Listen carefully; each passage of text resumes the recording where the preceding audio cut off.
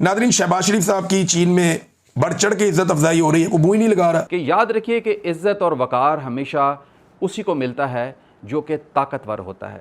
Vladimir Putin, president of Russia, उसके जो चरण थे, उसके चरण देख के शहबाज शरीफ का माथा घूम गया। उसने बोला नहीं यार, चरण तो इसके पकड़ने पड़ेंगे। तो वहीं पे इसने मांगने की जो रीत और रस्म होती है पाकिस्तानियों की, इसने शुरू कर दी कि एशिया के अंदर चीन ही सिर्फ सुपर पावर नहीं है, भारत को भी उसके बराबर का हिस्सा दिया जाए। प्यूटन से इनको मिलना था तो चंद कदम जाके वो मोदी शूदी के साथ सबके साथ वो वॉके शौके कर रहा है, हर एक के साथ वो अच्छे तरीके से मिल रहा है प्यूटन। लेकिन शहबाज शरीफ साहब चंद कदम गए पीछे से, आवाज देकर जाकर मिले हैं जनाब प्यूटन को, और वहां पे फिर रेस्क्यू करने के लिए आर्मी चीफ पहुंचे हैं। तो शहबाज शरीफ साहब की वैल्यू ही खत्म हो गई, क्योंकि सारे जानते हैं कि असल हुक्मरान तो ये है पाकिस्तान के, जो बात करनी है वो इनसे करो, ये तो अर्दली लगे हुए हैं, इनको रह दो पीछे। पाकिस्तान से भी सुलह करनी पड़ेगी और उनको करनी चाहिए, ये उनके परवीन सानी जैसे लोग कहते हैं। मगर मोदी साहब क्योंकि उनकी सारी पॉलिटिक्स जो है वो एग्रेशन पे है, तो ये उनके यहाँ ये सोच नहीं पाई जाती। हेलो दोस्तों, नमस्कार। राज न्यूज एमपी में आप सभी का स्वागत है। दोस्तों पूरी दुनिया में भिखारी मुल्क के नाम से मशहूर पाकिस्तानी पीएम शहबाज शरीफ की चीन में हुई फजीयत से पाकिस्तानी मीडिया बुरी तरह बौखला गया है। पाकिस्तान की हर जगह बेइज्जती कराने वाले शहबाज शरीफ ने भारत रूस दोस्ती पर रूस के आगे गिड़गिड़ाकर पाकिस्तान को भी रूस का भारत जैसा दोस्त बनाने की मिन्नतें वर्ल्ड मीडिया के सामने की, जिससे अब पाकिस्तानी मीडिया ही शहबाज शरीफ को खरी खोटी सुनाकर भारत की तारीफ कर रही है। दोस्तों आइए देखते हैं भारत रूस दोस्ती में सेंध लगाने की नाकाम कोशिश करने वाले पाक पीएम पर पाक मीडिया की एक लेटेस्ट वीडियो। कल से देखें तो भारत ने जो है एक तस्वीर जो है वो जगह जगह लगा दी है और पूरा शोर मचाया हुआ है, जिसमें मोदी, पुतिन और जो चाइनीज़ प्रेसिडेंट हैं वो तीनों हाथ मिला के गर्मजोशी से मिल रहे हैं, और उस तस्वीर की बेस के ऊपर बहुत ज़्यादा इस वक्त सियासत हो रही है। और वो तस्वीरों में आप देख भी रहे हैं, बेचारे शर्मा शर्मा के पीछे पीछे खड़े हैं। कॉन्फिडेंस ही फारग हुआ है शहबाज शरीफ साहब का। और मिलते कि इनको छोटे छोटे मुल्क नहीं है सेंट्रल एशिया के, इनको मिलकर इनके साथ खुशखपियां करके और तस्वीरें बना के और सोशल मीडिया पे लगाते हैं कि जनाब शहबाज शरीफ छा गया, तो ये हो गया, तो वो हो गया, तो कुछ नहीं हो गया। देखिए बात सुने, दुनिया बहुत आगे चली गई है। हम कब तक ये जो दोनों मुल्क हैं ये इस चक्रों में लगे रहेंगे कि किसको प्रोटोकॉल ज़्यादा मिला है, किसको ज़्यादा लोग रिसीव करने आ रहे हैं, किसको किस तरीके से गर्मजोशी से मिला गया, किसको गर्मजोशी से नहीं मिला गया। चाइना का एक प्रोटोकॉल है, एक सिस्टम है, एक निज़ाम है। ये हो नहीं सकता कि किसी को सर पे बिठा लेंगे और किसी को आंखों से गिरा देंगे। It's not like that. ये सफारती लेवल पर इस तरह की चीज़ें नहीं होती हैं, और ये इंडिकेटर्स नहीं होते हैं कि आपको वहाँ पर किस किस्म की जो है ना रिस्पेक्ट मिली है या प्रोटोकॉल मिला है।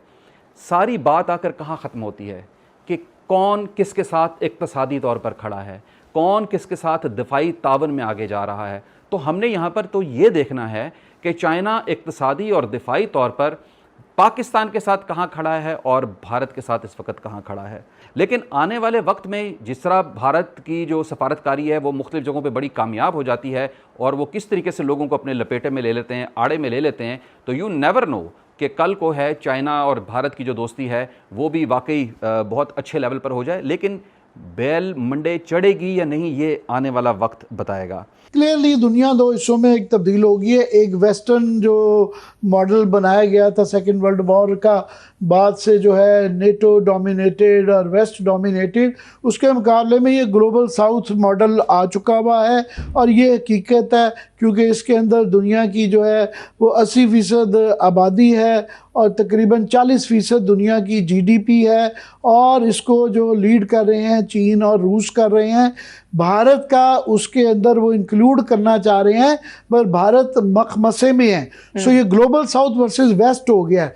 भारत का मखमसा ये है कि ये जो उन्होंने अपने सारे जो है एग्स इन यूएस बास्केट डाल दिए थे, उनकी टोकरी में अपने अंडे, ट्रांसलेट करते हुए अजीब सा लगता है, जो डाल दिए थे, क्वाड का हिस्सा बन गए थे, वेस्टर्न अलायंसेस का वो हिस्सा बन रहे थे।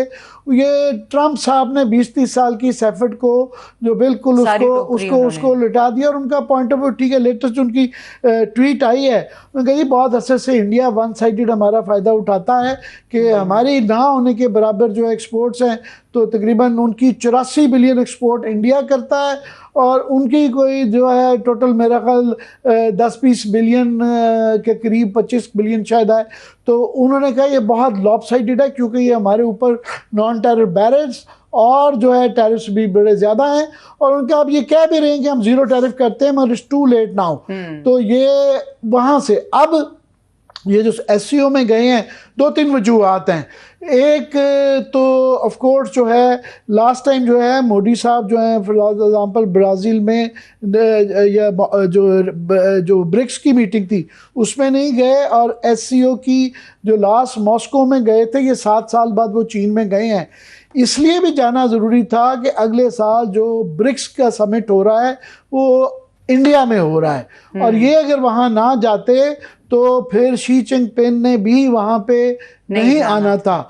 और इस वक्त पूरे इस खित्ते में और आलमी उसके अंदर शी जिनपिंग जो हैं वो दुनिया के आलमी leaders, one of the 2 leaders America के बराबर चल रहे हैं। सो उनके ना आने से वो ब्रिक्स की वैल्यू नहीं रहनी थी, तो इसलिए भी जाना था। दूसरा मेरा ख्याल वो जो वहाँ पे गए हैं, कि मैं नहीं कह रहा इंडिया के अपने जो प्रवीण स्वामी साहब, मैं उनको बड़ा मोतबर मानता हूँ, उनका ये कहना कि ये जाने से भी ये टैक्टिकल इंडिया मूव्स कर रहा है, ये स्ट्रेटेजिक मूव नहीं है। इंडिया अभी भी मोदी साहब ने अमेरिका पे इन्वेस्ट कर दिया हुआ है, वो अभी भी राग़िब हैं अमेरिकन वेस्टर्न सिस्टम के साथ, और ग्लोबल साउथ का दिल से हिस्सा नहीं बन रहे। उनका जी बिल्कुल शी जिनपिंग सही कह रहे हैं कि मल्टीलैटरल जो है वर्ल्ड होनी चाहिए, मगर मल्टीलैटरल एशिया भी होना चाहिए। बुनियादी तौर पे वो ये कहने की कोशिश कर रहे थे कि एशिया के अंदर चीन ही सिर्फ सुपर पावर नहीं है, भारत को भी उसके बराबर का हिस्सा दिया जाए।